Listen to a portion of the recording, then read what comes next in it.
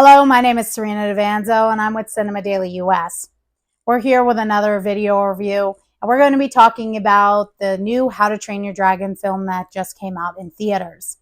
This film is a live-action adaptation of the 2010 film How to Train Your Dragon.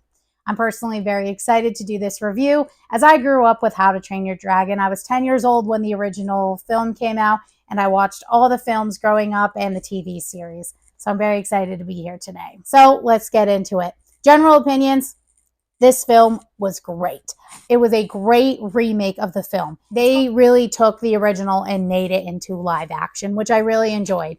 They added things, but they didn't do big changes. They actually just retold the story as it was and just added things, which I'll get into in a second. I think this should be the precedent for live action remakes. Just make the film. It doesn't need to be shot for shot, which this one was pretty close, but it doesn't need to be shot for shot, but it should stick to what made it so lovable in the first place. So now we're moving on to the weak points. When it came to this film, there was one thing that I thought was a strong point and a weak point: the dragon CGI.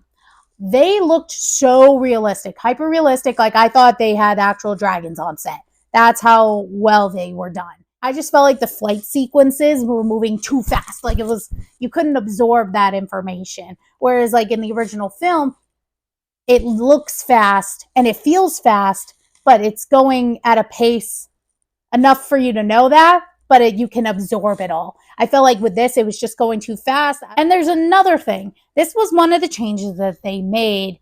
And I think it just breaks a bit of the continuity. In one of the scenes, you have a Terrible Terror and Toothless. Toothless breathes fire into the Terrible Terror's mouth, and that's when Hiccup finds out, like, you're not so fireproof on the inside. And then he knows, hey, we're going to breathe fire into the queen and save the day at the end of the film. They didn't have that scene. But at the end, Hiccup still does that to save the day. That continuity just kind of broke right there because they didn't have that little scene for him to learn that. But it's not that big of a change. If you're not paying attention, you won't notice it. But it was something that just broke a little bit of the continuity. Now we're going to be talking about some strong points I thought in this film.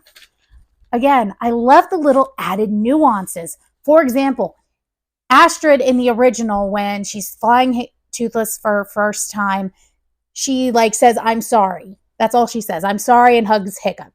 Well, in this one, she's still hugging Hiccup, but when she says, "I'm sorry," she puts her hand down and touches Toothless. And she says, "I'm sorry, Toothless."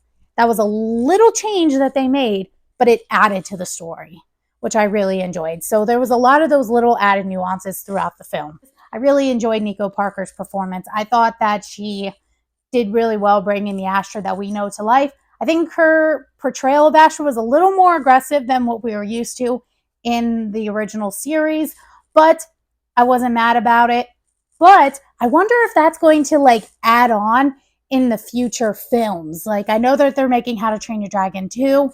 I wonder if we're going to learn more about Astrid and her past, because she said something in this film and it stuck with me.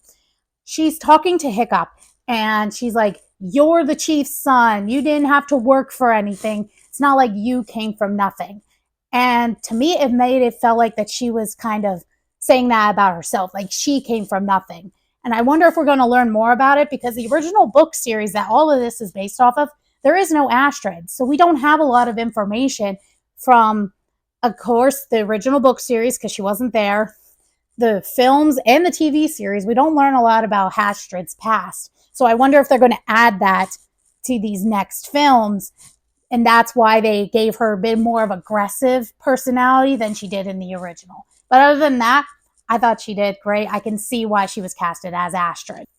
Anywho, my final thoughts. Again, this film is just one of those films that I think absolutely was a great remake.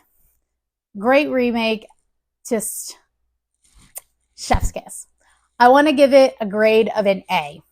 I think I would say an A+, but like I said, those little things that I mentioned in the weak points were probably why I wouldn't get an A+.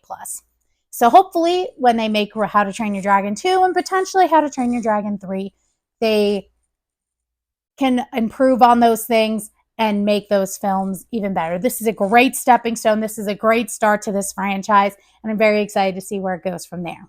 And that brings us to the end of this review. I want to thank you all so much for watching. Again, my name is Serena Davanzo, and thank you for joining us on Cinema Daily US. Have a great day.